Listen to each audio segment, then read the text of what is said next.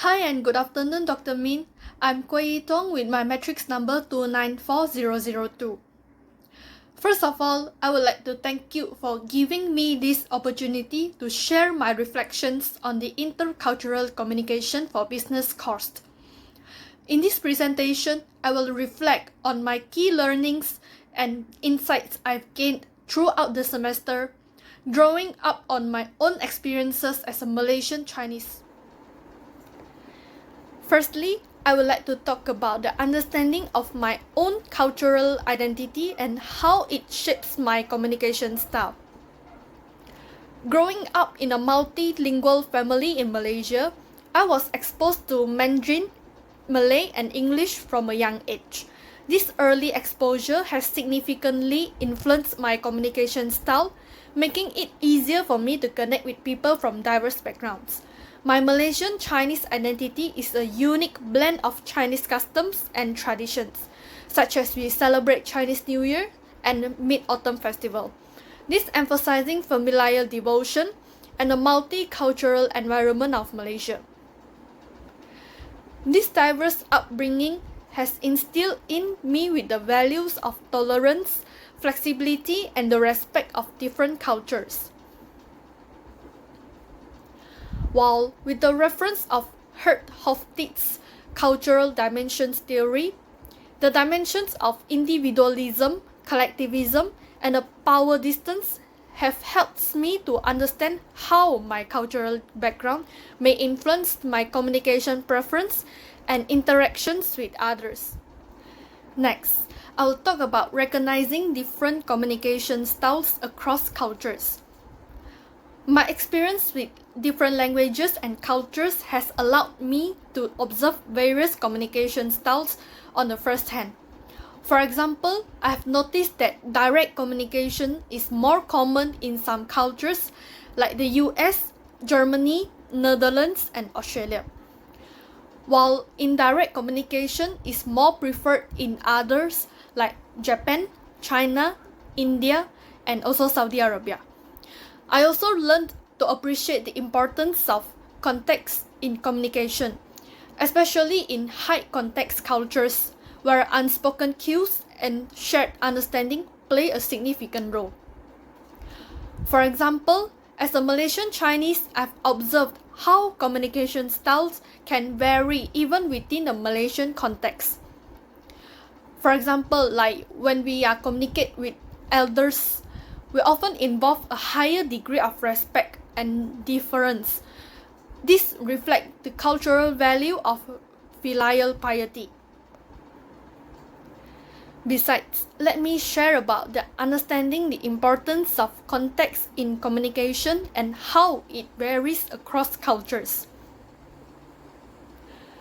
Growing up in a multicultural environment, I've experienced firsthand on how context influences communication. In Malaysia, where diverse cultures coexist, understanding the nuances of high context and low context communication is essential for effective interaction. For example, I've learned to be mindful of the importance of non-verbal cues and shared history when communicating with individuals from different cultural backgrounds. In my own experience, communicating with friends from different ethnic groups in Malaysia often involves a degree of cultural understanding. For instance, when I'm communicating with my Malay friends, I've learned to be mindful of the importance of maintaining harmony and avoid direct confrontation with them, which are highly valued in the Malay culture. In this section, I will talk about the verbal and non-verbal communication.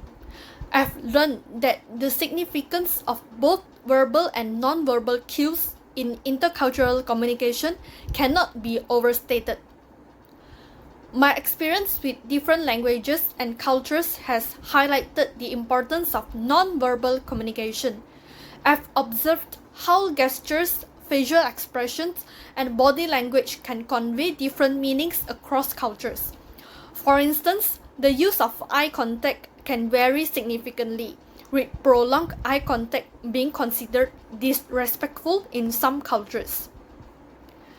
In my interactions with friends from different cultural backgrounds in Malaysia, I've learned to be mindful of non-verbal cues, such as bowing as a sign of respect in some cultures and to avoid gestures that might be considered offensive in other cultures. Politeness is a crucial aspect of effective intercultural communication. My understanding of politeness has evolved through this course. In Malaysian culture, particularly within the Chinese community, politeness often manifests through indirectness, humility, and a strong emphasis on maintaining harmony and avoiding direct confrontation. Besides, using honorifics when addressing elders is a common practice in Chinese culture. For example, people use uncle or auntie for older individuals, even if they are not related. Addressing older people as uncle, 叔叔 for men and auntie, 阿姨 for women is a common and respectful way of addressing them. Titles like teacher, 老师 for educator, or lawyer, 律师 or doctor, 医生 are used respectfully, even outside of the formal setting. I've also observed that politeness strategies can vary significantly across cultures. What might be considered polite in one culture may be interpreted differently in another. This understanding has highlighted the importance of being mindful of cultural nuances and adapting my communication style accordingly to ensure effective and respectful interactions. I also know that developing effective negotiation and conflict resolution strategies in intercultural contexts is very important. My multicultural background has provided me with valuable insights into different approaches to negotiation and conflict resolutions. I've observed that negotiation styles can vary significantly across cultures, with some cultures prioritizing directness and assertiveness, while others prioritize indirectness and maintaining harmony. So, in this case, I would like to relate an example from our first group assignment, which is about business negotiation. When my team brought in a hypothetical negotiation scenario with business partners from a different culture, I would prioritize active listening, empathy, and finding common ground while respecting their culture, values, and communication preferences. Furthermore, I have learned that business ethic and face saving in different cultures is crucial for building strong business relationships. My experience in Malaysia has taught me about the importance of cultural sensitivity in business interactions. I've observed that maintaining faith and avoiding direct criticism are highly valued in many Asian cultures, including Malaysian culture. For instance, in a business setting, I would be mindful of cultural norms that related to greetings, gift giving, and social interactions. Besides, I will also strive to provide constructive feedback in a manner that preserves the faith of the other party. Socialization plays a vital role in shaping the cultural values and also the communication patterns. With the background of growing up in a multi-ethnic community in Malaysia, I've experienced firsthand on how the cultural values and beliefs are transmitted through the socialization processes, such as family, education, and media. For example, the emphasis on filial piety in our Chinese culture has significantly influenced my communication with elders. Besides, my participation in cultural events and festivals such as Chinese New Year, Deepawali, and Hari Raya celebrations with my relatives and friends has provided me with the valuable insights into the diverse cultural values and also traditions that shape Malaysian society. Additionally, I have learned that appreciating the value of cultural diversity and promoting inclusivity in communication is essential in today's globalized world. In my own view, living in a multicultural society like Malaysia has instilled in me a deep appreciation for cultural diversity. I believe that embracing diversity will enrich our lives and fosters a more inclusive and harmonious society. For example, in my interactions with people from different cultural backgrounds, I strive to be respectful, understanding, and open-minded. I believe that by embracing and celebrating our differences, we can build a stronger relationships and create a more inclusive and harmonious society together. Last but not least, I would like to share my thoughts on understanding others and empathy. I have learned that developing empathy and understanding towards individuals from different cultural backgrounds is crucial for effective intercultural communication. My cultural background has helped me to develop empathy and understanding towards people from different cultures.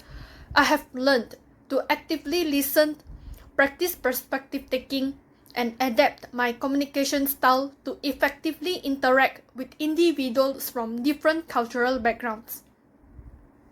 For example, when I'm interacting with someone from different culture, I will try to put myself in their shoes and consider their cultural background and perspectives. This illustrates my understanding, empathy, and respect towards them. Before I make a conclusion for this e-portfolio, I think that reflecting on my overall learning experience in this intercultural communication for business course has been very invaluable. Besides, I'm feeling grateful for the insightful discussions, valuable information shared by you, Dr. Min, and the opportunity to learn from my classmates. I appreciate that this course has equipped me with the knowledge and skills to navigate intercultural interactions with greater confidence and competence. In a nutshell, this intercultural communication for business course has significantly deepened my understanding of my own cultural identity and the complexities of intercultural communication.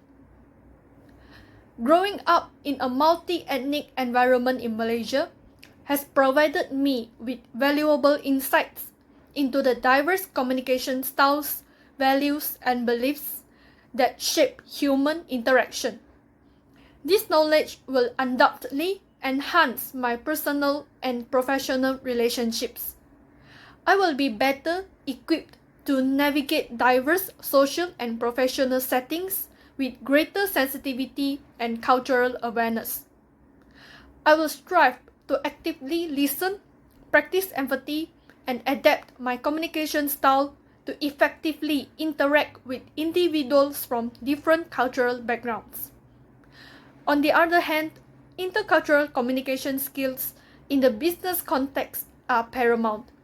This understanding will enable me to build stronger relationships with colleagues, customers, and partners from diverse backgrounds in the future.